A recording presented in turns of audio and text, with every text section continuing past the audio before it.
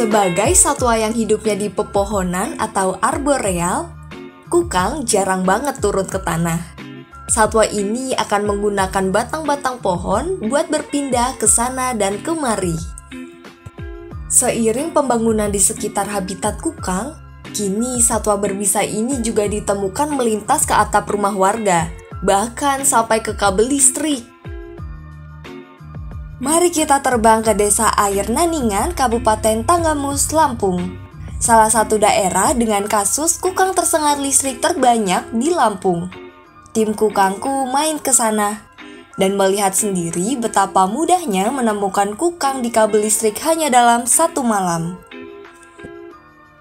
Sering lewat ke jaringan listrik, tentu memperbesar potensi kukang tersengat listrik di kabel ataupun di trafo listrik. Kalau tersengat, kukang bisa luka-luka hingga cacat, dan paling beratnya bisa mati tergantung. Seram ya. Kalau lihat laporan dari konsentris.id, sebanyak 6.000 kasus satwa tersengat listrik terjadi di sekitaran Lampung sepanjang tahun 2020 hingga 2022. Dari ribuan kasus itu, sebagian besarnya terjadi karena kukang. Sementara menurut PLN, setidaknya ada 1.200 gangguan listrik terjadi di wilayah Lampung karena kukang di tahun 2021 hingga 2022. Demi melihat kasus ini lebih dalam, kami menemui 3 orang mahasiswa asal Universitas Lampung yang lagi penelitian seputar perilaku kukang di jaringan listrik. Untuk penelitian yang sedang saya lakukan, penelitian tentang kukang Sumatera yang berada di jaringan kabel listrik yang berada pada Kecamatan Air Naningan, Provinsi Lampung. Kami mengambil 3 data. Yang pertama ada perilaku, kemudian ada distribusi, kemudian ada vegetasi. Dari hasil pengamatan, kukang memang sering terlihat melakukan aktivitasnya di kabel listrik. Terkadang mereka melakukan grooming, mencari makan, bahkan melakukan aktivitas kawin. Cuman beberapa waktu lalu kami sempat menemukan ada kukang yang tersengat di kabel listrik. Perilaku kukang memanjat ke kabel listrik tentu beralasan. Kami pun menemui seorang ahli satwa untuk penjelasan terkait perilaku kukang yang suka naik ke kabel.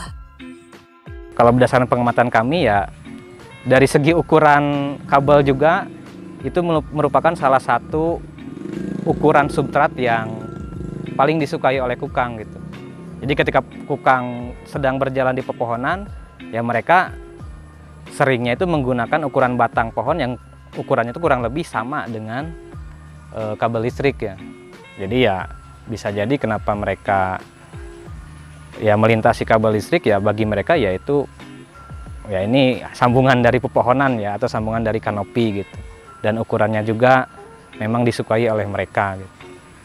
Selain pohon, wilayah habitat kukang yang dekat dengan pemukiman menjadi alasan lain kukang naik ke jaringan listrik.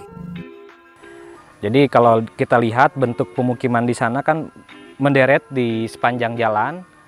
Nah, tidak jarang di belakang rumahnya itu ada perkebunan gitu. Isinya ada kopi, ada lada, ada coklat, ada durian, dan seterusnya. Nah, perkebunan semacam itu memang disukai oleh kukang ya. Jadi memang salah satu habitat kukang juga gitu.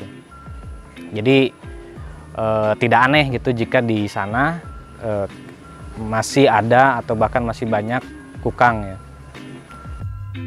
Hilmi juga menanggapi kasus tersengatnya kukang di jaringan listrik yang diklaim makin menurun. Dengan kajian dan riset, Hilmi berharap kasus ini dapat berkurang. Ya itu suatu yang menggembirakan, tapi patut untuk dilihat kembali gitu ya. Penurunan itu apakah populasi yang berkurang atau penghalauan atau misalnya alat penghalau yang efektif gitu. Hal tersebut bisa kita ketahui dengan kajian atau dengan riset, dan itu bisa dilakukan oleh para akademisi ya dari berbagai perguruan tinggi. Di sana, kami juga ngobrol bareng petugas PLN Air Naningan untuk melihat bagaimana mereka menangani kukang-kukang yang tersengat. Untuk kasus kukang itu di air Naningan sebelumnya memang hampir setiap hari ada kejadian kasusnya. Ada beberapa alat yang sudah dipasang di jaringan kita, mulai dari caping, rotari, kemudian ada serabut, tip sleeve atau XLPE. Jadi itu alatnya sendiri untuk melindungi kabel kita. Jadi ketika kukangnya naik itu nggak masalah di kukangnya, dan di jaringan kitanya juga jadi nggak bikin padam. Agar kukang tetap bisa melintasi kabel listrik tanpa tersengat, PLN memasang alat isolasi di jaringan listrik yang diklaim mampu mengurangi pemadaman listrik yang merugikan masyarakat. Yang pertama kerugiannya dari sisi materi, tenaga, sistem distribusi terganggu. Kami juga harus mengamati dari sisi tingkat gangguannya seperti apa.